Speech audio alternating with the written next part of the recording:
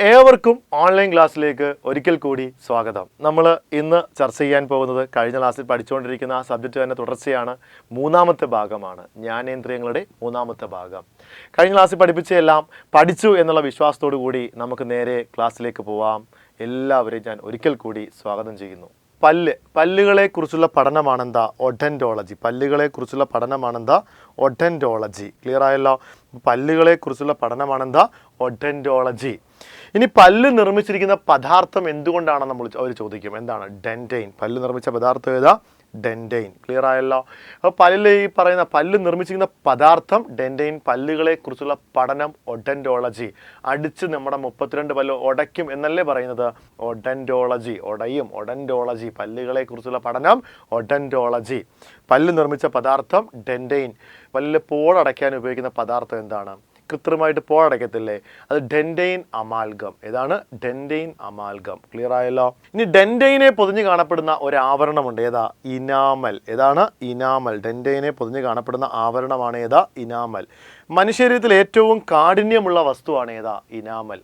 അപ്പം ഇനാമലിൻ്റെ ആരോഗ്യത്തിന് വേണ്ട മൂലകമാണ് ഏതാ? ഫ്ലോറിൻ. ക്ലിയർ ആയല്ലോ? ഇനി നമ്മുടെ പാൽ പല്ലുകളുടെ എണ്ണം PSC മാറിയും തിരിഞ്ഞ് ഒരുപാട് തവണ ചോദിച്ചു ചോദ്യം. മനുഷ്യൻ്റെ പാൽ പല്ലുകളുടെ എണ്ണം 20. പാൽ പല്ലുകളുടെ എണ്ണം എത്രയാണ്? 20. Number of milk teeth. ഈ അടുത്തിടെയും പരീക്ഷയ്ക്ക് ചോദിച്ചതാണ്. പാൽ പല്ലുകളുടെ എണ്ണം എത്രയാണ്? 20 പല്ലുകൾ. ക്ലിയർ ആയല്ലോ? അപ്പോൾ പാൽ പല്ലുകളുടെ എണ്ണം 20 ആണെങ്കിൽ സ്ഥിരദന്തങ്ങളുടെ എണ്ണം നമുക്ക് എല്ലാവർക്കും അറിയാം 32. അടിച്ച് 32 പല്ല് ഉടയ്ക്കും നമ്മൾ എപ്പോഴും പറയുന്നതല്ലേ. അപ്പോൾ സ്ഥിരദന്തങ്ങൾ എത്രയാണ്? 32. പാൽ പല്ലുകളുടെ എണ്ണം 20. ഇതെങ്ങനെയാണെന്ന് നമുക്ക് നോക്കാം. ഈ നമ്പരൊക്കെ നമുക്ക് പഠിക്കാം, നല്ല വൃത്തിയെ പഠിക്കാം. പാൽ പല്ലുകളുടെ എണ്ണം 20, സ്ഥിരദന്തങ്ങളുടെ എണ്ണം എത്രയാണ്? 32. ഈ 32 പല്ലിനെ നമുക്ക് രണ്ടായിട്ട് തിരിക്കാം. നമുക്ക് നോക്കാം, 2 കാറ്റഗറി ആക്കാം. എന്താണ്? സ്ഥിരദന്തങ്ങൾ. അതിനകത്ത് ആദ്യം ഉണ്ടാകുന്നുണ്ട്. ഏതാ? ഈ പറയുന്ന 28 എണ്ണം ആദ്യം ഉണ്ടാവുന്നതാണ്. ക്ലിയർ ആയല്ലോ?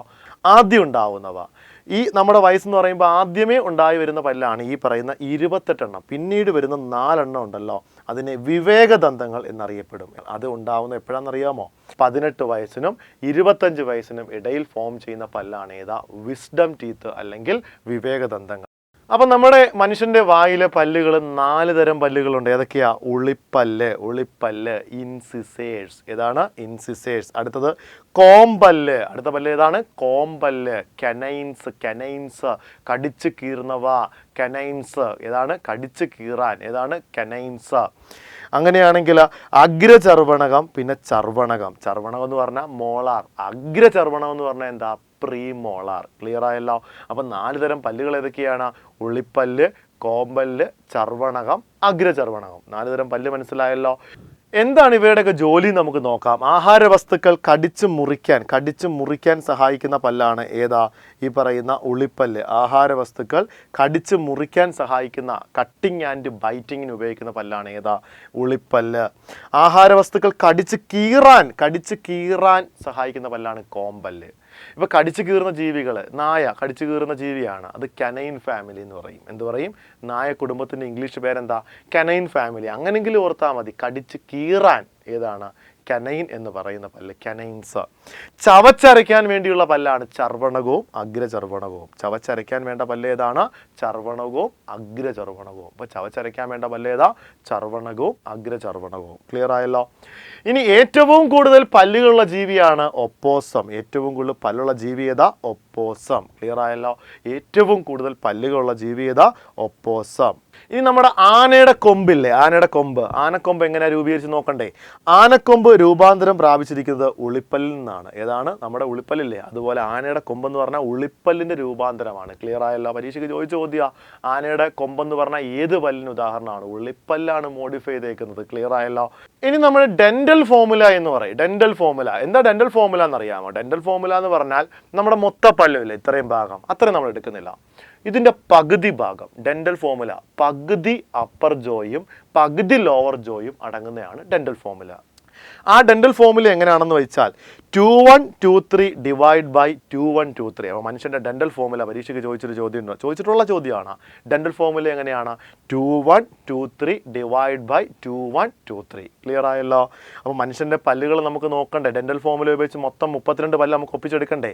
ഇൻസിസർ ആദ്യം കാണിക്കുന്നുണ്ടല്ലേ, ഈ കാണിക്കുന്നത് ഈ ഇത്രയും ഭാഗം എന്താണ്? ഇൻസിസർ ആണ്. പകുതി ലോവർ ലൈൻ, പകുതി അപ്പർ ലൈൻ. അതായത് 2 ഇൻസിസർ പകുതിയിൽ, ഇവിടെ 2 ഇൻസിസർ, ഇവിടെ 2 ഇൻസിസർ. അപ്പോൾ ആകെ എത്രയുണ്ട്? ഒരു പകുതിയിൽ എത്രയുണ്ട്? 4. ശരിയല്ലേ? ഇപ്പുറത്തും അതുപോലെ 4 അല്ലേ? അപ്പോൾ നമുക്ക് നോക്കാം. ഇൻസിസർ അല്ലെങ്കിൽ ഉളിപ്പല്ല്, ഇൻസിസർ അല്ലെങ്കിൽ ഉളിപ്പല്ല്. അപ്പോൾ നമുക്ക് നോക്കാം. ഈ ഒരു സൈഡിൽ ഈ മുകളിൽ 2, താഴെ 2, ഇപ്പം 4 ആയി. ഇപ്പുറത്തും കൂടെ 4 വരുമ്പം എത്രയായി? 8. ക്ലിയർ ആയല്ലോ? അപ്പോൾ ഉളിപ്പല്ലുകളുടെ എണ്ണം എത്രയാണ്? 8. ക്ലിയർ ആയല്ലോ? അടുത്ത് നമുക്ക് നോക്കാം. കനൈൻസ് എടുക്കാം. കനൈൻസ് എന്ന് പറയുമ്പം ഒരു പകുതിയിൽ മുകളിൽ 1, താഴെ 1, എത്ര എണ്ണമായി? 2. ഇപ്പുറത്തും 2 വരത്തില്ലേ? അപ്പോൾ കനൈൻസ് എത്ര വരും? 4. അപ്പോൾ കനൈൻസ് എത്ര വരും? കോമ്പൽ എത്ര വരും? 4. ക്ലിയർ ആയല്ലോ? 4. ഇനി അങ്ങനെയാണെങ്കിൽ നമുക്ക് നോക്കാം. ഈ പറയുന്ന പ്രീമോളാർ നോക്കാം. പ്രീമോളാർ അഗ്രചർവണകം. അതും ഈ പറഞ്ഞതുപോലെ എന്താ? ഇവിടെ 2, ഇവിടെ 2, 4, അപ്പുറവും ഇപ്പുറവും കൂടെ ആകുമ്പോൾ എത്ര വരും? 8. ഏതാണ്? 8 വരും. പ്രീമോളാർ, PM എന്ന് സൂചിപ്പിച്ചു. പ്രീമോളാർ എത്രയാണ്? 8. അതാണ് ഈ PM കൊടുത്തേക്കുന്നത്. ക്ലിയർ ആയല്ലോ? ഇനി മോളാർസ് നമുക്ക് നോക്കാം. മോളാർ അതെന്താ? ചർവണകം. ഒരു ഹാഫിൽ ഈ മുകളിലാണെങ്കിൽ 3, താഴെ 3, 6. ആകെ എത്രയായി? 6. 2 സൈഡിലും കൂടെ ആകുമ്പോൾ എത്രയായി? 12. എത്ര വരും? മോളാർ എത്ര വരും? 12. അപ്പോൾ മോളാർ അല്ലെങ്കിൽ ചർവണകം എത്രയുണ്ട്? 12. ഡെൻ്റൽ ഫോമുല ഉപയോഗിച്ച് കണക്ക് ചെയ്യുന്ന കാര്യം മനസ്സിലായല്ലോ? ആകെ നമ്മുടെ പല്ലുകളുടെ എണ്ണം 32. അടുത്ത ഭാഗത്തേക്ക് കടക്കാം. പഞ്ചേന്ദ്രിയത്തിൽ അവസാനത്തെ നമ്മുടെ ചെവി പഠിക്കാൻ പോവുകയാണ്. അപ്പോൾ ചെവിയെക്കുറിച്ചുള്ള പഠനമാണ് എന്താ? ഓട്ടോളജി. ചെവിയുടെ ധർമ്മം എന്താണെന്ന് അറിയാമോ? കമ്മലിടാൻ എന്ന് പറയരുത്. അപ്പോൾ ഒന്ന് കേൾവി, മറ്റൊന്ന് ബോഡിയുടെ തുലനില. ഏതാണ്? ശരീരത്തിൻ്റെ തുലനില പരിപാലിക്കുന്ന അവയവമാണ് ചെവി. ഏതാണ്? ശരീരത്തിൻ്റെ തുലനില പരിപാലിക്കുന്ന അവയവമാണ് ചെവി. അപ്പോൾ ഒന്ന് കേൾവിയാണ്, മറ്റൊന്ന് ബോഡിയുടെ ബാലൻസിങ്. ക്ലിയർ ആയല്ലോ? അപ്പോൾ മനുഷ്യന് കേൾക്കാനുള്ള ശ്രവണ പരിധി 20 ഹെഡ്സിനും 20,000 ഹെഡ്സിനും ഇടയുള്ള ശബ്ദമാണ്. 20 ഹെഡ്സിൽ താഴെയാണെങ്കിൽ അതിനെ വിളിക്കുന്ന പേരാണ് ഇൻഫ്രാസോണിക് ശബ്ദം. എന്ത് വിളിക്കും? ഇൻഫ്രാസോണിക് ശബ്ദം. 20,000 ഹെഡ്സിന് മുകളിലാണെങ്കിൽ എന്ത് വിളിക്കും? അൾട്രാസോണിക് ശബ്ദം. എന്ത് വിളിക്കും? അൾട്രാസോണിക് ശബ്ദം. കേൾക്കുന്നത് എത്ര സെക്കൻഡ് ചെവി കുടിയും കിടക്കും? 10 സെക്കൻഡ്. എത്ര സെക്കൻഡാണ്? 10 സെക്കൻഡ്. ഇതിനെ ശ്രവണ സ്ഥിരത എന്ന് വിളിക്കും. മനുഷ്യൻ്റെ ശ്രവണ സ്ഥിരത എത്രയാണ്? 10 സെക്കൻഡ്. ഓക്കെ ആണല്ലോ? ഇനി ചെവിയുടെ ഭാഗങ്ങളിലേക്ക് കിടക്കാം. അപ്പോൾ നമ്മുടെ ചെവിയെ 3 ഭാഗങ്ങളായി തിരിക്കാം. വളരെ ലളിതമായിട്ട് നമ്മുടെ ചെവിയെ 3ആയി തിരിക്കാം. ബാഹ്യകർണം, മധ്യകർണം, ആന്തരകർണം. മനസ്സിലായില്ലേ? ബാഹ്യകർണം, മധ്യകർണം, ആന്തരകർണം. ക്ലിയർ ആയല്ലോ? നമ്മുടെ ബാഹ്യകർണത്തിൻ്റെ ഭാഗങ്ങൾ ഏതൊക്കെയാണെന്ന് നോക്കാം. ഒരു ചെവിക്കുട വരും. ചെവിക്കുട എന്ന് പറഞ്ഞാൽ അല്ലെങ്കിൽ പിന്ന കണ്ടില്ല, ഇത് കണ്ട ചെവിക്കുട കളക്ട് ചെയ്യാൻ, സൗണ്ട് വേവ്സിനെ കളക്ട് ചെയ്യാൻ ചെവിക്കുട. അതിനെ തുടർന്നൊരു കർണനാളം. ഏതാണ്? കർണനാളം. ക്ലിയർ ആയല്ലോ? അതിനുശേഷം ഒരു കർണപടം. ഇനി മധ്യകർണത്തിൻ്റെ ഭാഗങ്ങൾ ഏതൊക്കെയാണെന്ന് നോക്കാം. മധ്യകർണത്തിലെ 3 അസ്ഥികൾ, ആ അസ്ഥി ശൃംഖല നമുക്കൊന്ന് പരിചയപ്പെടാം. ഏതൊക്കെയാണ് 3 അസ്ഥികൾ? Malleus, incus, stapes. ഏതൊക്കെയാണ്? Malleus, incus, stapes. ഏതൊക്കെയാണ്? Malleus, incus, stapes. ക്ലിയർ ആയല്ലോ? അതുപോലെ നമ്മുടെ ആന്തരകർണത്തിൻ്റെ ഭാഗങ്ങൾ നമുക്ക് നോക്കാം. ആന്തരകർണത്തിൻ്റെ ഭാഗങ്ങൾ ഏതൊക്കെയാണെന്ന് നമുക്ക് നോക്കാം. ഒന്ന് അർദ്ധവൃത്താകാര കുഴലുകൾ. ക്ലിയർ ആയല്ലോ? അർദ്ധവൃത്താകാര കുഴലുകൾ, സെമി സർക്കുലർ കനാൽസ്, അർദ്ധവൃത്താകാര കുഴലുകൾ. മറ്റൊന്ന് വെസ്റ്റിബ്യൂൾ. ഏതാണ്? വെസ്റ്റിബ്യൂൾ. അടുത്തത് കോക്ലിയ. അപ്പോൾ ആന്തരകർണത്തിൻ്റെ ഭാഗങ്ങൾ ഏതൊക്കെയാ? അർദ്ധവൃത്താകാര കുഴലുകൾ, അതുപോലെ വെസ്റ്റിബ്യൂൾ, ദെൻ കോക്ലിയ. ഏതാണ്? കോക്ലിയ. അപ്പോൾ ചെവിയുടെ ഭാഗങ്ങൾ ഏകദേശം ഒരു പേര് മനസ്സിലായല്ലോ? അത്രയും മതി. ബാക്കി നമുക്ക് വിശദമായി നമുക്ക് ചിത്രത്തിലൂടെ പഠിക്കാം. അപ്പം നമ്മൾ പറഞ്ഞില്ലേ ചെവിയെ 3 ഭാഗങ്ങളായി തിരിക്കാവേ. നമുക്ക് നോക്കാം. ഈ 3 ഭാഗങ്ങൾ നമുക്ക് നോക്കാം. അതായത് ഇവിടെ വരെയുള്ള ഭാഗമാണ് ബാഹ്യകർണം. ഇത്രയും ഭാഗമാണ് ബാഹ്യകർണം. ബാഹ്യകർണത്തിന്റെ ഭാഗങ്ങൾ ഏതൊക്കെയാണ്? ഈ കാണുന്ന ചെവിക്കുട. ഏതാണ്? ചെവിക്കുട. ഇത് കർണനാളം. ഇതെന്താണ്? കർണപടം. ക്ലിയർ ആയല്ലോ? അപ്പൊ ചെവിക്കുട, കർണനാളം, കർണപടം. മനസ്സിലായല്ലോ. ഇനി എന്താ ഈ മധ്യകർണത്തിൽ കാണുന്ന 3 അസ്ഥികൾ മാലിയസ്, ഇൻഗസ്, സ്റ്റേപ്പീസ്. ഇതാണ് stapes. Malleus, incus, stapes. Clear ആയല്ലോ. ഇതാണ് മധ്യകർണം. ഇനി ആന്തരകർണത്തിൽ കാണുന്ന ഭാഗങ്ങൾ ഏതൊക്കെയാണെന്ന് നമുക്ക് നോക്കാം.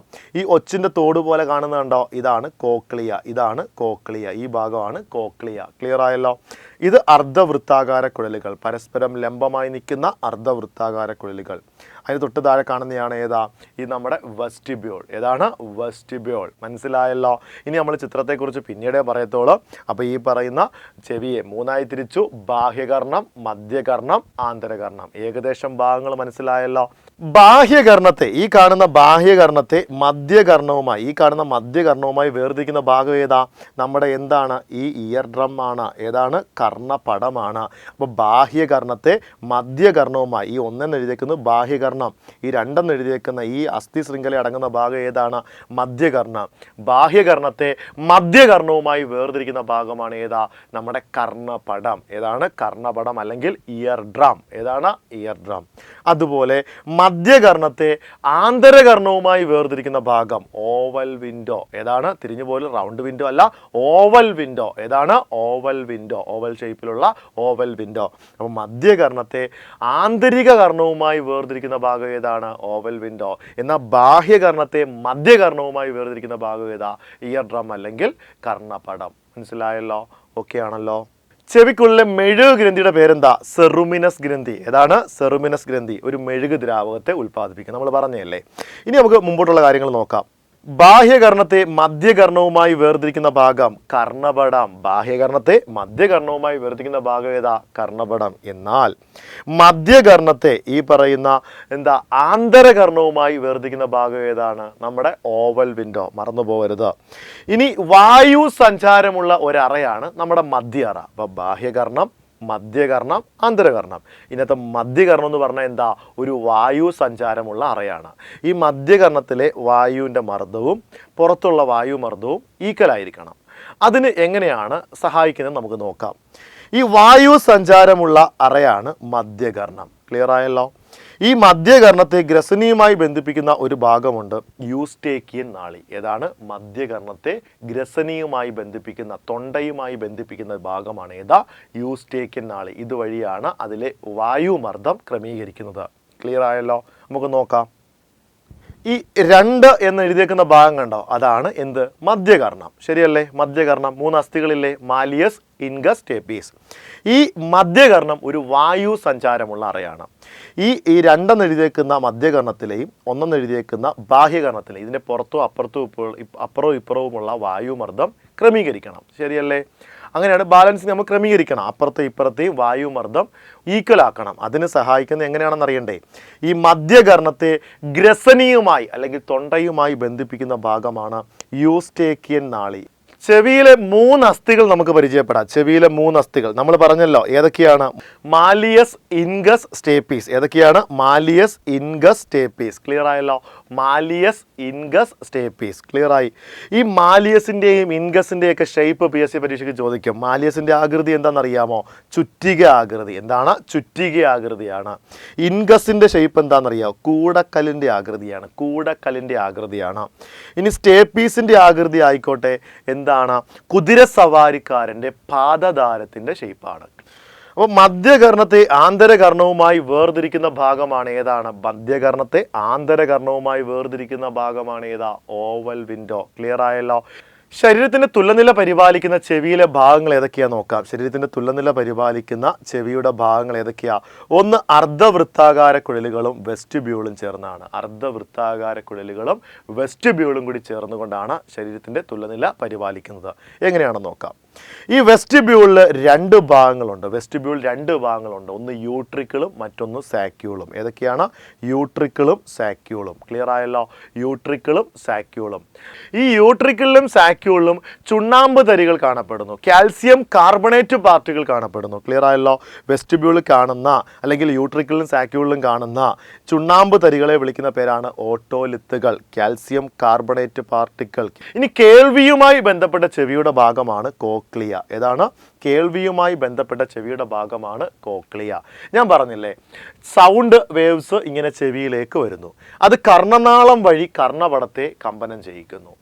തുടർന്നിരിക്കുന്ന 3 അസ്ഥികൾ മാലിയസ് ഇൻഗസ് ടേപ്പീസ് വഴി ഈ കമ്പനം എവിടെ എത്തുന്നു? ഓവൽ വിൻഡോ വഴി കോക്ലിയയിലേക്ക് കടക്കുന്നു. ക്ലിയർ ആയല്ലോ? അങ്ങനെ കേൾവിയുമായി ബന്ധപ്പെട്ട ആ ചെവിയുടെ ഭാഗം ചോദിച്ചാൽ ഏതാണ്? കോക്ലിയ. ഏതാണ്? കോക്ലിയ. ക്ലിയർ ആയല്ലോ? കോക്ലിയക്കുള്ളൊരു ഭാഗമുണ്ട്, ആ ഭാഗത്തിൻ്റെ പേരാണ് organ of Corti. Organ of Corti. അപ്പം ശ്രവണവുമായി ബന്ധപ്പെട്ട ചെവിയുടെ ഭാഗമാണ് കോക്ലിയ, എന്നാൽ കോക്ലിയയുടെ ഭാഗമാണ് ഏതാ? Organ of Corti. Organ of Corti. Clear ആയല്ലോ? ആ ഒച്ചിൻ്റെ പുറന്തോട് പോലെ കാണുന്ന ആ ഒരു ഭാഗമാണ് കോക്ലിയ. ഒച്ചിൻ്റെ പുറന്തോട് നമ്മൾ ചിത്രത്തിൽ കണ്ടില്ലായിരുന്നോ? ഒച്ചിൻ്റെ പുറന്തോട് പോലെ കാണുന്ന ആ ഭാഗം, അതാണ് കോക്ലിയ. അത് നിവർത്തി വെച്ചാൽ അത് 3 അറകൾ അതിനകത്തുള്ളത്. ക്ലിയർ ആയല്ലോ? നമ്മൾ ഇന്ന് പഠിച്ച കാര്യങ്ങളൊക്കെ കഴിഞ്ഞ 3 എപ്പിസോഡുകളായിട്ട് നമ്മൾ പഠിച്ചുകൊണ്ടിരിക്കുകയായിരുന്നു. എന്താ? ഈ പറയുന്ന ജ്ഞാനേന്ദ്രിയങ്ങൾ. ഈ ജ്ഞാനേന്ദ്രിയങ്ങൾ എന്നുള്ള മേഖല നന്നായിട്ട് പഠിച്ച് മനസ്സിലാക്കി വേണം നിങ്ങൾ ഇരിക്കാൻ. പ്രീവിയസ് ക്വസ്റ്റ്യൻസ് നന്നായിട്ട് വർക്കൗട്ട് ചെയ്ത് നല്ല വൃത്തിയെ പരീക്ഷയ്ക്ക് വേണ്ടി തയ്യാറെടുത്തിരിക്കുക. ഇത്രയും കാര്യങ്ങൾ നന്നായിട്ട് പഠിച്ച് മനസ്സിലാക്കിയിരിക്കുക. നമുക്ക് വീണ്ടും അടുത്ത എപ്പിസോഡിൽ നല്ലൊരു ഭാഗവുമായി കണ്ടുമുട്ടാം. നന്ദി, നമസ്കാരം.